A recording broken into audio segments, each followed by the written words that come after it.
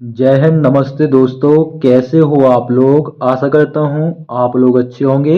जैसा कि आप स्क्रीन पर देख रहे हो, यह paper BSF head constable ministerial का प्रीवियस ईयर का पेपर है। यानी जो आपकी पिछली भर्ती 2022-23 में बीएसएफ हेड कांस्टेबल मिनिस्ट्रियल की निकली हुई थी, उसका आंसर की है। तो ये आप देख सकते हैं, हिंदी का जो सेक्शन है या हिंदी का जो पार्ट है उसको सॉल्व करने वाले हैं। ठीक है, इससे आपको पता चल जाएगा कि बीएसएफ हेड कांस्टेबल मिनिस्ट्रियल में हिंदी के कैसे प्रश्न पूछे जाते हैं। आपको पता है पिछली बार कट ऑफ आपका कितना गया था, 89 गया था ओबीसी का।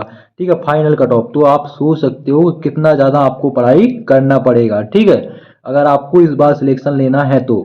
ठीक है, और प्रश्न को आपको देखना है, प्रीवियस ईयर के पेपर को सॉल्व करना है, ताकि आपको पता चल जाए कि प्रश्नों का लेवल कैसा है, कहाँ से प्रश्न पूछे जा रहे हैं। ठीक है, तो वीडियो स्टार्ट करते हैं। और इससे पहले भी मैंने कुछ प्रश्न सॉल्व करवाए हैं।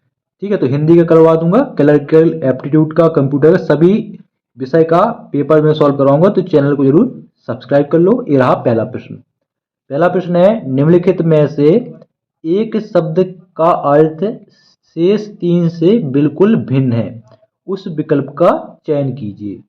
तो कौन सा भिन्न है सबसे, तो वो है आपका दूध जो है इन चारों से भिन्न है, तीनों से भिन्न है, तालाब, बादल, वायुधर।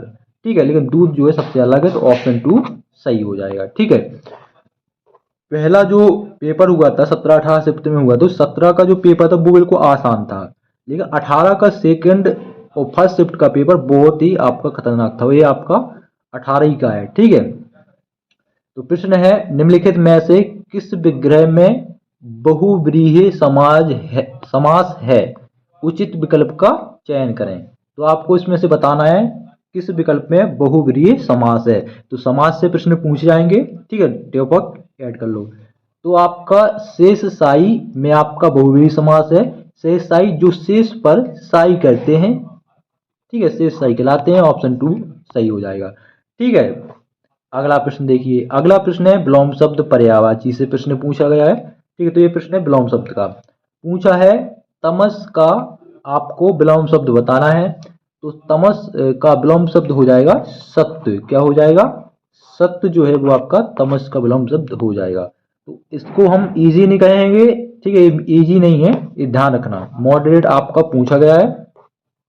अगला प्रश्न देखिए, अच्छा खासा इसमें 5 नंबर का जो गद्यांश पूछा जाता है वो भी अच्छा खासा पूछा गया है, और इसको इग्नोर नहीं करना है, क्योंकि नंबर जो आपको मिलेंगे वो आपको रीजनिंग, मैथ और आपका हिंदी, मतलब चारों सब्जेक्ट ऐसे हैं, क्योंकि जी के जी इसमें नहीं पूछा जाएगा। तो सबसे ज़्यादा नंबर आपको हिंदी में इंक्रीज कर सकते हो, क्योंकि मैथ सबको नहीं आता उतना।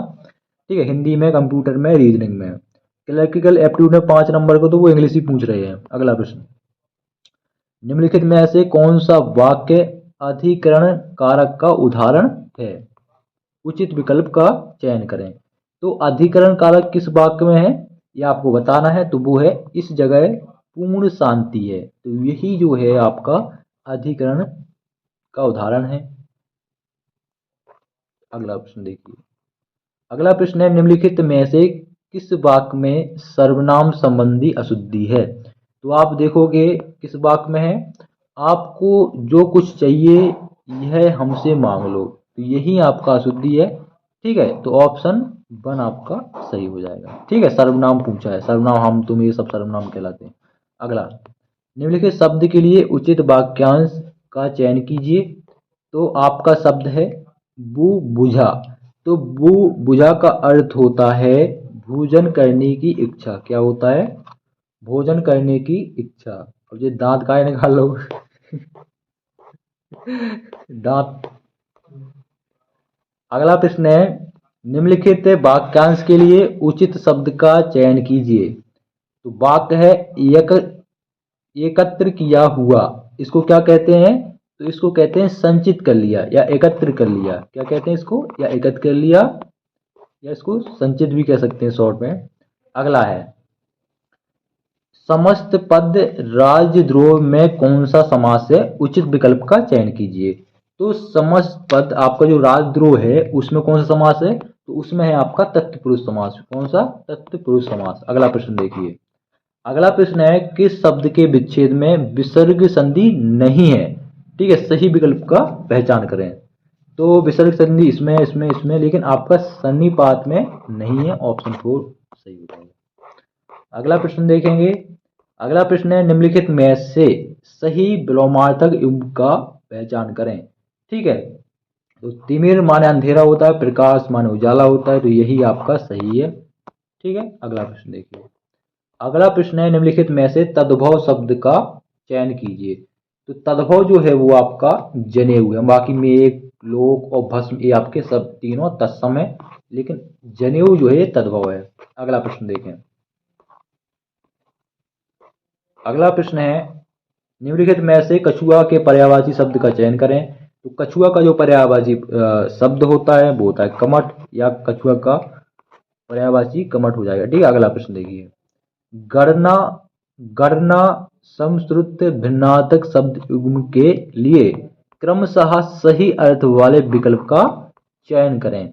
तो गणना, इस जो गणना लिखा है इस वाले गणना का मतलब होता है सुडौल गणना, और ये वाला जो गणना है इसका मतलब होता है चुभना। ऑप्शन 2 सही हो जाएगा। अब देखिए अगला प्रश्न है आपका निम्नलिखित वाक्यांश के लिए उचित शब्द का चयन करें। आपका वाक्यांश है वह कन्या जिसके विवाह करने का वचन दे दिया गया हो। तो वो है आपका भाग्यदत्ता। कौन सी है? भाग्यदत्ता है। अगला प्रश्न है पानी पीकर घर पूछना। लोकोक्ति का अर्थ क्या है? अर्थ है उचित विकल्प का चयन कीजिए। तो पानी पीकर घर पूछना का अर्थ होता है काम कर चुकने के बाद, काम कर चुकने के बाद उसका विचार करना। ठीक है, इसी को कहते हैं पानी पीकर घर पूछना। जब पानी पहले पी लिया आप घर पूछ रहे हो। ठीक है, जब खाना खा लिया खीर में जहर था आप कह रहे हो भैया इसमें क्या जहर था। अगला प्रश्न देखिए। निम्नलिखित में से कृपण शब्द का, तो कृपण का विलोम शब्द होता है दाता। ठीक है, अगला प्रश्न देखें। अगला है 5 नंबर का गद्यांश है। ठीक है, क्या है आपका? 5 नंबर का गद्यांश है। इसमें 4 नंबर का है, किसी में 5 का है। ठीक है, तो आपको क्या करना है, इसको पैसेज भी बोल सकते हो, पैराग्राफ भी बोल सकते हो। इसको अच्छे से पहले आपको पढ़ लेना है, किस टॉपिक पे दिया गया है, क्या क्या चीजें हैं, उसके बाद फिर इसका जवाब आपको देना है। तो उसने पूछा है निम्नलिखित में से किस वाक्य में कारुणिक शब्द का उचित प्रयोग हुआ है। तो आप देखोगे इसमें आपकी कहानी बहुत ही कारुणिक है। तो ये तो आसान है भैया, आपकी कहानी बहुत ही कारुणिक है। कई कारुणिक देशों ने, तो यह जो देशों के लिए लगाए गलत हो जाएगा। ठीक है, इसलिए गलत है क्योंकि कारुणिक तो सभी में है। सभी देशों ने कारुणिक चंदा, तो चंदा के लिए कारुणिक नहीं होगा। युद्ध बहुत ही कारुणिक होता है, तो युद्ध के लिए कारुणिक नहीं होगा। ठीक, कहानी के लिए होगा। ठीक है, नहीं तो कारुणिक तो सभी चारों ऑप्शन में है, तो चारों ऑप्शन फिर सही होंगे ऐसा नहीं है। ठीक है, ध्यान रखना, इसको पहले अच्छे से आपको पढ़ना है। लो छोटा करिए, स्क्रीनशॉट ले लेना। अगला है, अगला प्रश्न है यह गद्यांश हमारे वास्तविक जीवन से किस प्रकार संबंधित है। तो भैया इसका आंसर जो मिलेगा आपको पढ़ने के बाद ही मिलेगा, बिना पढ़ने के बाद नहीं मिलेगा। नहीं तो ऐसे तो क्या नहीं, ऑप्शन 2 सही है तो ऑप्शन 2 सही है, ऐसे थोड़ी होगा। पढ़ना पड़ेगा तभी इसका आंसर आपको मिलेगा।